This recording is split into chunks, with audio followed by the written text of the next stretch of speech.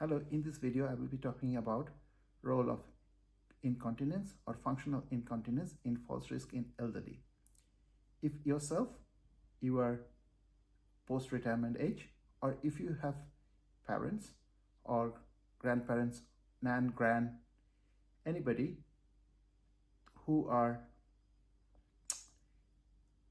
post-retirement age, and if they are frail or if they have any challenges related to incontinence, this video will be very important for all of you. If you are supporting your parents, grandparents, or your aunt, this video will make sense to you. First of all, the word incontinence, let me explain to you. Sometimes we lose the ability to either control our bladder or bowel. That means sometimes we don't even know that we are passing urine or opening bowel. It's quite a embarrassing and distressing experience. So it can happen with anybody in elderly age, or anybody with dementia, or any neurological condition, or there are multiple other reasons. If somebody suffers from incontinence, that's one case, and the other challenge can be functional incontinence. So let me explain to you what is functional incontinence. Sometimes people have the control over their bladder or bowel. They know when they need to go to toilet, but the problem it becomes that they're not quite mobile to get to toilet in time. So that's why even before they get to the toilet, they have an accident. Now again, that is quite a distressing experience.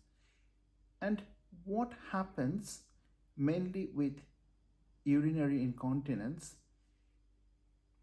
the person who is facing those challenges, they are very worried about having multiple accidents. Sometimes people do wear incontinence pads, but again, if they have to change quite a few pads, it becomes a source of distress. So first thing they do, they reduce the fluid intake. Now, if somebody elderly reduces fluid intake, what is highly likely will happen is that because they become dry, the amount of fluid in their body will become less. So when they stand up, their blood pressure will drop and they will feel dizzy, and it can cause falls. Postural hypertension is one of the main reasons for falls.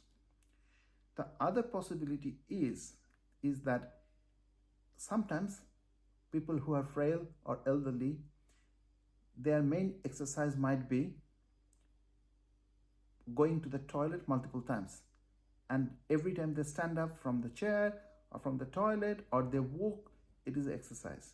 Now if they are not going to toilet as many times as they would normally, that means their legs gets less exercise, and less exercise means muscles gets weaker, and that also makes it harder for them to lift their legs, and they instead start shuffling, and they might have also balance problems and so on. That also leads to falls risk.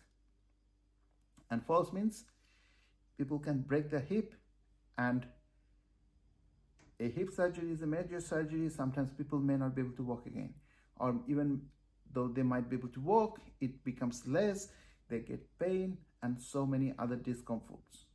So the moral of the story is, if you are elderly yourself, or if you are looking after your parents or grandparents or aunt who is elderly, please encourage them to drink plenty of water. When I say plenty, around, in a country like UK, we say around 1 to 1.5 liter to 2 liters. But if it is a hot country like Italy in summer, you need to adjust the water accordingly. So I hope this video will help you to prevent falling, and I hope it will help you to keep your family healthy and reduce the falls risk. I see people with falls multiple times in my career every week, so that's why I thought I will do this video. Thanks for watching. Thanks for your time. Wish you all the best.